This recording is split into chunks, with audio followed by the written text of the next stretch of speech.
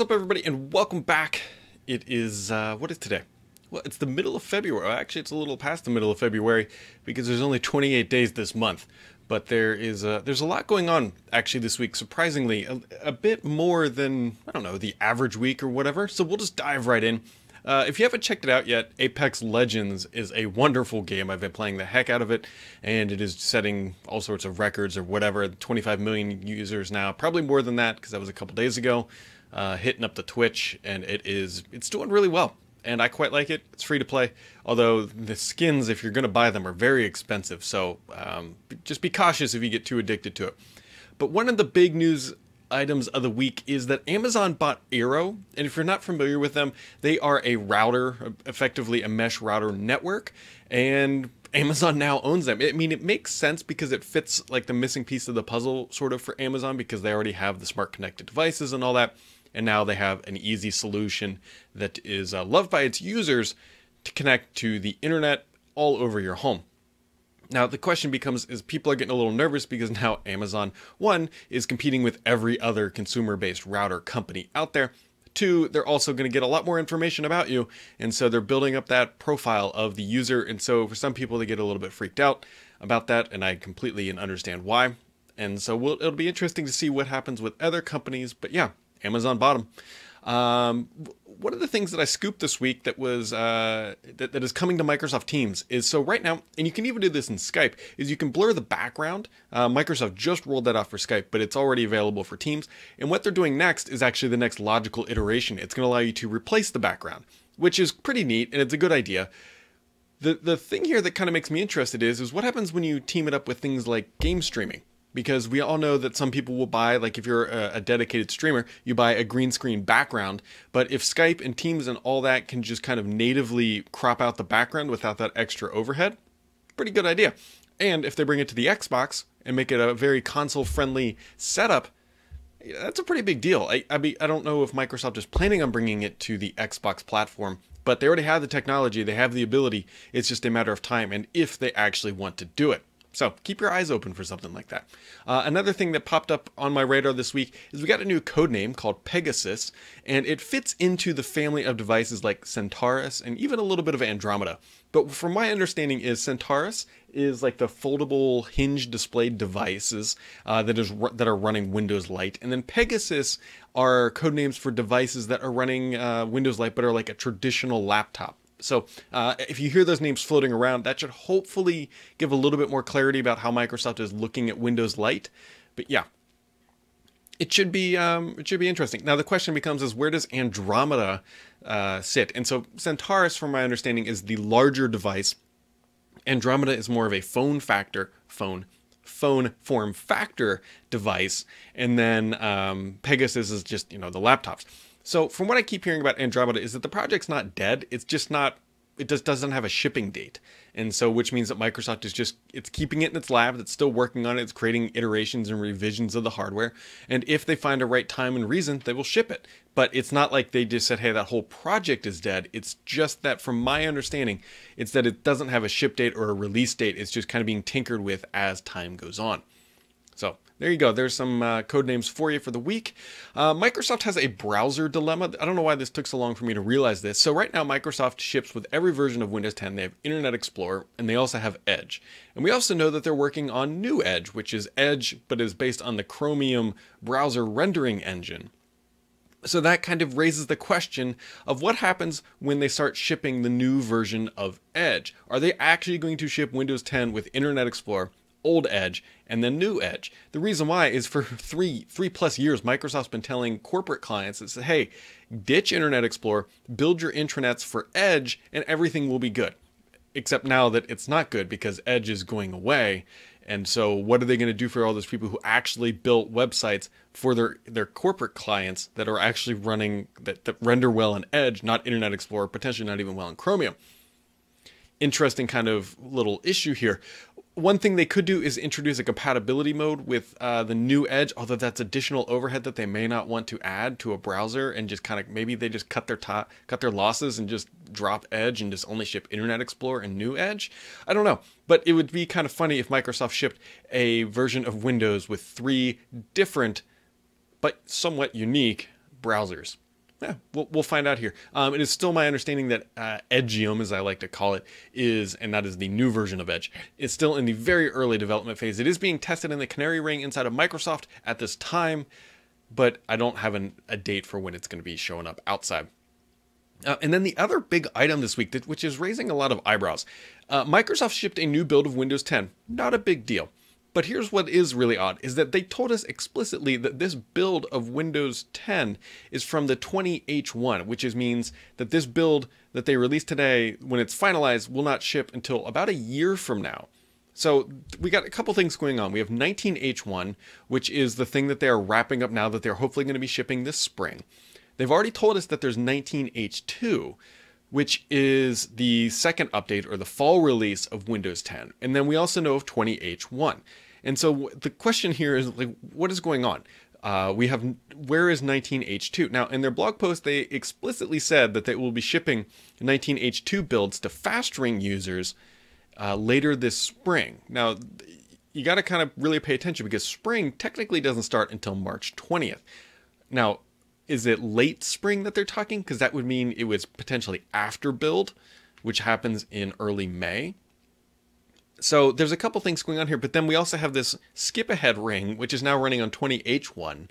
It's kind of a confusing mess. And the thing that's weird is for the 20H1 branch, they said, the reason we're doing this is that we need an extended testing window for new features that are coming. Okay, I can buy into that, but they didn't introduce any new features in 20H1 yet that are actually being tested. So we don't really know. This was really just a release that had no new features, some bug fixes, and that's really about it. So the question is what is going on with 19H2? Here's my theory. I'm trying to poke around and see if I can actually figure out what the real answer is. My guess is that they have some features or some things they want to announce for that, and that they might be waiting until build. Because build happens in early May.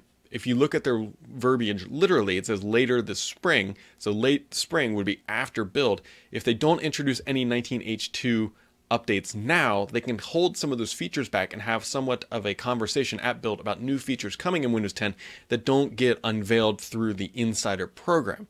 That is my only logical guess at this time. I would love to know what you guys think, if you have any ideas about why Microsoft is just now shoving out 20H1 builds. And keep in mind, if you jump into that skip ahead ring and you download that 20H1 build, you can't go back unless you flatten your machine or format it or completely reset it. So it's a little bit of an odd setup here, and they're not being, in traditional Microsoft sense, they're not being completely transparent about what is happening, but that's what you should need. That's what you need to know, and we will find out in due time what is going on.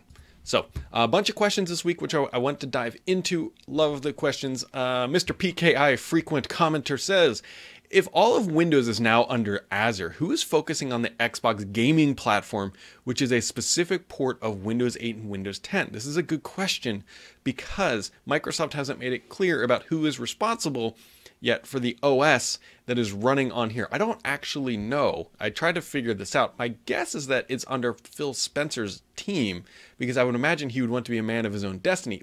But the thing that keeps me thinking that may not be true is that it's got to be a cross collab between Xbox and Windows. The reason why I say this is because they have this thing called Game Core, which is going to make it significantly easier to build games for Windows and Xbox, which means it can't be isolated to just the Xbox environment.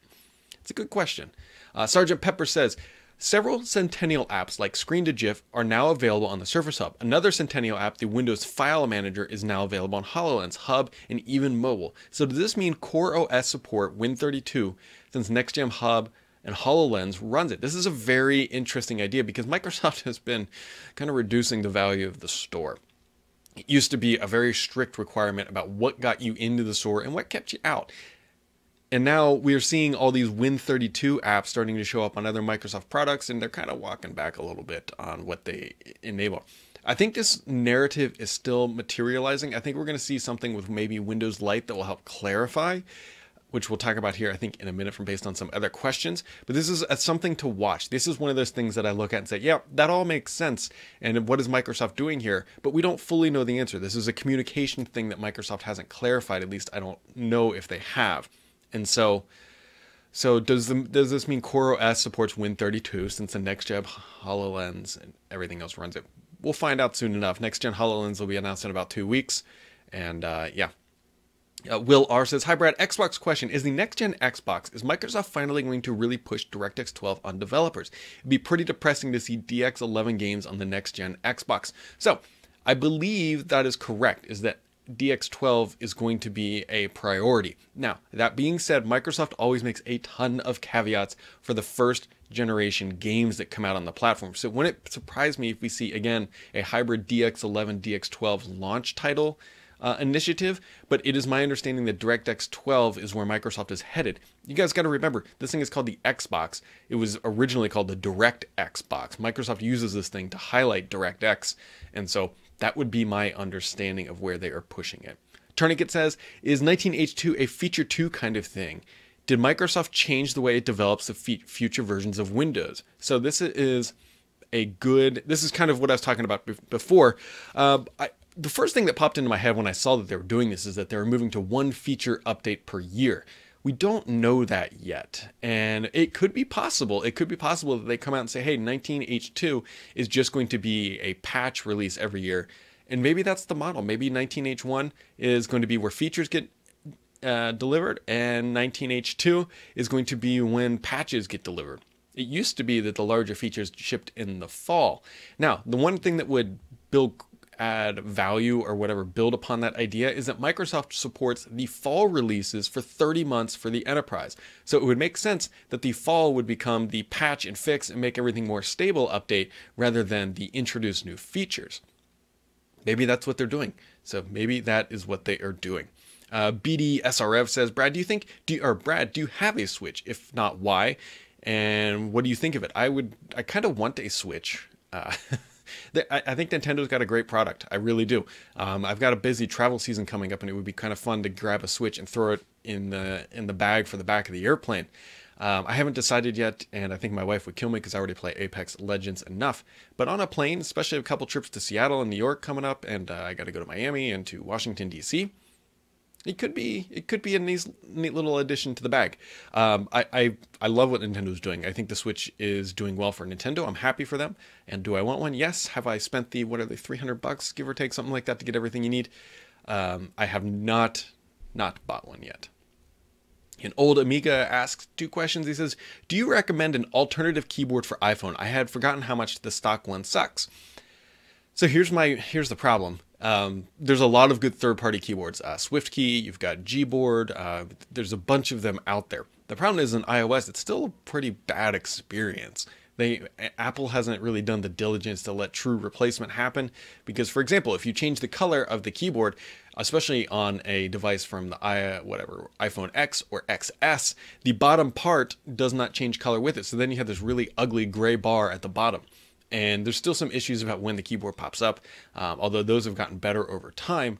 But do I recommend one? I mean, go try them out if you're on iOS, but I can tell you right now that if you're on an iPhone X or XS, actually the XR probably has the same problem as well. It looks really bad. It just doesn't look good, so that annoys me. His other question says, any idea when Windows Lite might arrive? I believe, last I heard, is that they were going to talk about it at Build. As for when it will ship, that is a good question. I don't quite know. They've got to get they've got to get some hardware out running the OS, because you're not going to want to load this thing onto your desktop. Potentially, you could load it onto your older laptops or Surface. Oh, I think it would work really well on a Surface Go. That would be kind of interesting, actually. Luke says, today's 20H1 release states that 19H1 will move to the release preview ring next when it's nearly ready for release. Slow ring isn't mentioned at all and hasn't had any builds in a very long time. Is the Windows Insider slow ring unofficially dead? Yeah. I mean, Microsoft won't ever admit it because I'm sure they need it for something, but I suspect that the user base is extremely low, and they haven't done a good job of defining the difference between the slow ring and the release preview ring. Now, I say that because they'll come back and say, well, the slow ring is just a more stable version of the fast ring that will come out before the release previews do, which makes sense. But the problem is they don't utilize it in that fashion. My gut tells me that when they ship a new build, they want the largest base possible, which is always going to be the fast ring. And putting it in the slow ring, the data that they get back is probably so minimal that it's not actually helping them stabilize the build, would be my guess.